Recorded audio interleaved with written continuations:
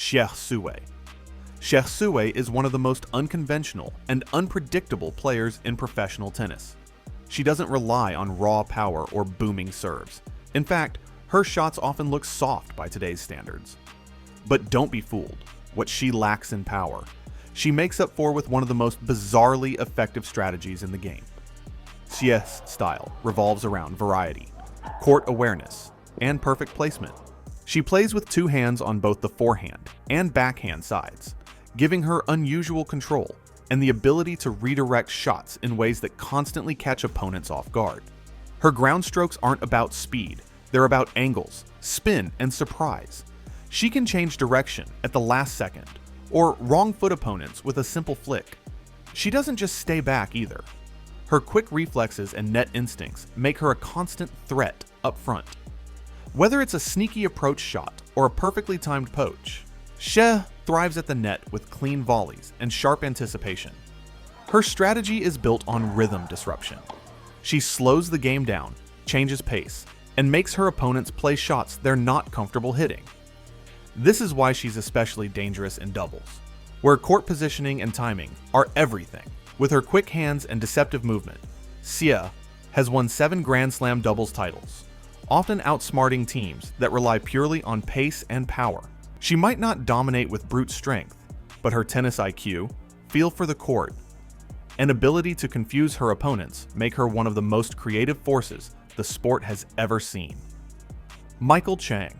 Michael Chang arrived on the pro tennis scene as a gritty, lightning-quick player with a fierce return game. He entered the tennis world at just 12 years old and quickly rose through the junior ranks as one of the most outstanding young talents of his time. At 15, he won his first ever main draw match, and in 1989, at just 17, he achieved one of the most memorable feats of his career when he won the French Open title after defeating Stefan Edberg in a dramatic 5-set final. But beyond winning the title, Chang's 1989 French Open run is equally remembered for his legendary 4th-round match against Ivan Lendl. At the time, Lendl was the world number 1, the reigning Australian Open champion, and a 3-time former French Open winner. Most expected him to cruise past the teenage underdog. Lendl looked well on his way, taking the first 2 sets, 6-4, 6-4, and breaking Chang early in the 3rd. But Chang broke back immediately and went on to win the set 6-3. In the 4th set, things took a dramatic turn when Chang began suffering from severe leg cramps. Despite the pain, he fought through and won the set, leveling the match. At 2-1 in the 5th set, he seriously considered retiring, but later said he felt an unbelievable conviction in my heart to keep going. That was when Chang started using some truly unconventional tactics. He began hitting exaggerated high lobs, known as moonballs, to slow the game down and disrupt Lendl's timing. He also went for riskier winners to shorten points and avoid long rallies. The bizarre but brilliant approach threw Lendl completely off rhythm. Frustrated, Lendl began complaining to the umpire and even to the crowd. Then came the moment everyone remembers. Chang hit an underarm serve in the middle of the 5th set, catching Lendl off guard. On match point, Chang took it a step further. He stood just behind the service line while receiving Lendl's second serve. The pressure worked. Lendl double faulted, and Chang sealed one of the most iconic wins in tennis history. This match remains one of the defining moments of Michael Chang's career. At just 17, he showed not only heart and resilience, but also the tennis intelligence to outthink and outlast the world number 1, despite being in physical pain. Fabrice Santoro. Fabrice Santoro didn't get the nickname The Magician for nothing. His game was unique, with spins, slices, angles, and unpredictable shot selection. Santoro could make even the best players confused. His strategy? Pure disruption. He denied his opponents rhythm and pace by slicing relentlessly, keeping the ball low and awkward. On top of that, his rare two-handed grip on both forehand and backhand gave him a completely different look, one that most players weren't used to facing. He wasn't the most powerful player out there, but his style frustrated opponents to no end. That frustration often turned into mistakes, and those mistakes fueled his longevity. Santoro became the first man to appear in 70 Grand Slam singles events, a testament to how effective his game was, even without the firepower. Throughout his career, he notched wins over legends like Andre Agassi, Pete Sampras, Thomas Muster, and even Roger Federer. And he wasn't just a singles magician, he was also a force in doubles, capturing 2 Grand Slam doubles titles along the way. His style wasn't traditional, but it was unforgettable. With his creativity, court sense, and flair, Fabrice Santoro became a fan favorite, not in spite of his bizarre game, but because of it. Arthur Ashe. Arthur Ashe is remembered not just as a champion, but as one of the game's great thinkers.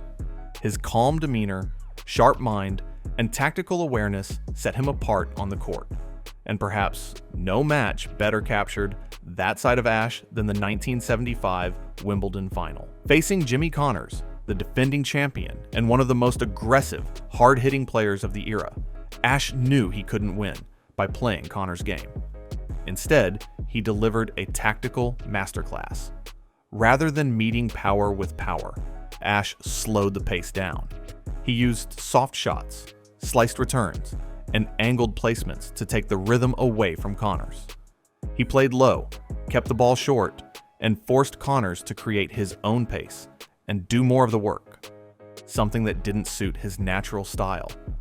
Ashe's game plan was deliberate and disciplined.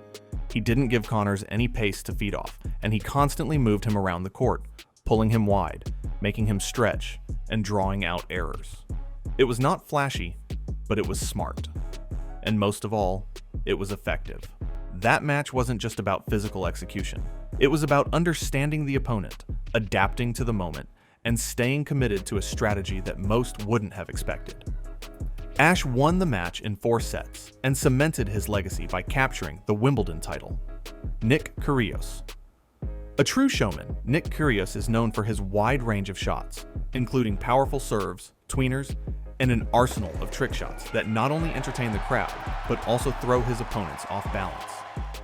One of the signature weapons in his game is the underhand serve. While he's not the first player to ever use it, Kyrgios is definitely one of the names that comes to mind when the underhand serve is mentioned. Known for his powerful serve, Kyrgios often forces opponents to stand far behind the baseline to return. That is exactly what makes his underhand serve so effective. Just when players are bracing for a strong serve, he catches them off guard with a soft, well-disguised underhand delivery. It keeps them guessing. This tactic forces opponents to respect the possibility of an underhand serve and makes them adjust their return position, which in turn creates more space and angles for Kyrgios's regular serve. Beyond the technical advantage, it also plays mind games. Some opponents see it as disrespectful or frustrating, and that emotional reaction can throw off their focus. Whether it creates hesitation, self-doubt, or just breaks rhythm, the underhand serve is a psychological tool as much as it is a strategic one in Kyrgios's unpredictable game. Alexander Bublik. He bursts onto the court with power, flair, and a constant eye for the unexpected.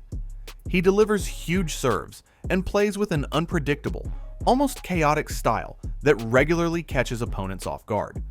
From underarm serves to mid-rally trick shots, Bublik isn't afraid to break the mold. His flashy style, sharp sense of humor, and laid-back attitude have made him a fan favorite.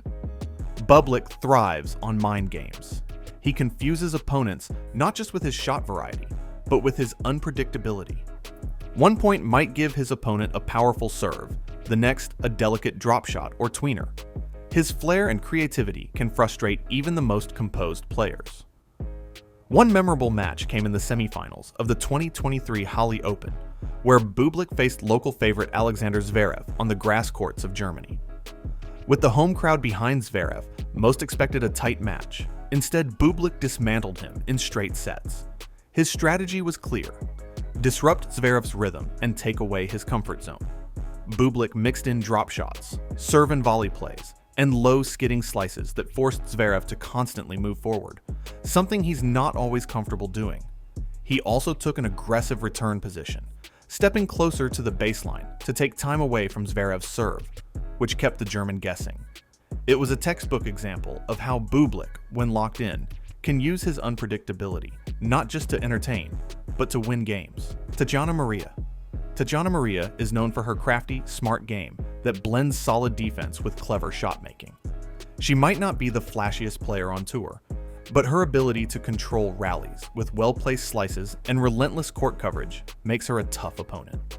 Maria's style is all about patience, consistency, and forcing her rivals into mistakes rather than trying to overpower them. At the London tournament, especially on the grass courts of the Queen's Club, Maria's strategy really stood out. She used her slice forehand and backhand masterfully and as often as possible to keep the ball low and skidding, making it difficult for opponents to attack comfortably. By mixing these tricky slices with quick movement around the court, she disrupted her opponent's rhythm and forced them to play catch-up. Using this approach, she defeated some of the biggest baseline hitters, including Rybakina, Keys, and Anisimova. At age 37, Tatjana Maria sliced her way to victory at the Queen's Club and proved that sometimes disruption and defense can be just as deadly as power and speed. Roger Federer. One of the first names that comes to mind when people talk about tennis is Roger Federer. His elegance on the court, his movement, his timing, everything he did made tennis look effortless, like a work of art. He's one of the most accomplished players in the history of the sport, winning a total of 20 Grand Slam titles throughout his illustrious career. Federer had an incredible variety of shots and was considered a true all-court player. He kept opponents guessing with a mix of power, finesse, and tactical precision. His Grand Slam success wasn't built on just one strength. It came from his ability to shift gears midpoint. A blistering forehand one moment, a feather-light drop shot the next. A wide kick serve followed by a perfectly timed serve and volley. He wasn't the fastest or the strongest, but at his peak, he was the most complete. He made tennis look like poetry in motion. One tactic that stood out during Federer's career was the saber, short for sneak attack by Roger. This move involved Federer rushing forward as his opponent tossed the ball to serve, stepping well inside the baseline to take the return early and instantly putting himself in an attacking position. It often caught opponents off guard, rushed their service rhythm, and gave Federer the chance to finish points quickly at the net. The saber wasn't just flashy, it was a smart, high-risk adjustment that became a key part of his late career resurgence and helped him win major titles well into his 30s. The saber wasn't something every player could pull off. It took precision, guts, and perfect timing. But Federer made it look effortless. In tight moments, when the pressure was highest, he wasn't afraid to take the risk. More often than not, it paid off. Gael Monfils. Gael Monfils is one of the most entertaining players tennis fans love to watch. He combines electric athleticism, gravity-defying jumps, and flamboyant shot-making that always gets the crowd on their feet. There's a reason he's called La Monf, or Slider Man. He's not just a showman, he's a high-level competitor who can switch from playful to deadly serious in a heartbeat. Monfils' game is full of sudden bursts of aggression, followed by light, playful defense. One moment he'll pull off a behind-the-back shot, just for fun. The next he's sprinting to the net and finishing the point with a perfectly timed volley. That explosive shift in tempo is his trademark. There are also matches where it seems like he's on the verge of retirement, barely moving, clutching his leg, or looking like he's running on fumes. But then, in a flash, he'll burst to life with an acrobatic winner, or a series of electrifying plays that make you wonder if he was ever hurting at all. This kind of dramatic tempo shift was on full display in his US Open semifinal clash against Novak Djokovic. Monfils was struggling early, and at one point even getting booed by the crowd for what looked like passive or erratic play. But suddenly, the switch flipped. He started playing inspired tennis, landing aggressive winners, and pushing Djokovic around the court. The crowd turned with him. The energy shifted. These sudden changes in level and intensity can throw off even the best players. They confuse, frustrate, and force opponents out of rhythm. Monfils didn't win that match, but he rattled one of the greatest players the sport has ever seen and reminded everyone just how unpredictable and dangerous he can be. Dustin Brown. When people talk about unique playing styles in tennis, Dustin Brown often comes up. Known for his dreadlocks and lively on-court presence, he brought a style of play that fans began to call Dready tennis, a mix of unpredictability, flair, and bold shot-making that stood apart. Brown didn't follow the typical patterns of modern tennis. Instead of long rallies or grinding from the back of the court, he preferred to keep points short, taking early risks and looking to finish at the net. His serve and volley game was aggressive, and he had a natural feel for improvisation. One point might be a textbook volley, the next a drop shot or a perfectly disguised slice that kept opponents off balance. What made Brown particularly interesting wasn't just his style, but the way he could apply it against top-level opponents. He famously holds a 2-0 record against Rafael Nadal, one of the sport's most accomplished and consistent players. That kind of result is rare, and it shows how effective Brown's approach could be, especially when everything was clicking. His game relied on variety and pressure. He looked to take control early in the rally, often coming forward and forcing the issue. He used a mix of volleys, overheads, spins, and angles to keep his opponents guessing. While his style carried a high level of risk, Brown often stayed composed in important moments. He didn't shy away from pressure and had a way of bringing energy to both the match and the crowd. Dready tennis didn't lead to Grand Slam titles, but that wasn't really the point. Brown offered something different, a reminder that there's room in tennis for creativity, instinct, and expression. His matches weren't just about winning or losing, but about playing with identity and confidence. In that way, he left a mark on the game that goes beyond the scoreboard. So, what do you think? Which of these tactics was your favorite? Drop your thoughts in the comments. I'd love to hear from you. And if you haven't already, make sure to subscribe, because there are plenty more tennis stories and deep dives coming your way. Thanks for watching, and I'll see you in the next one.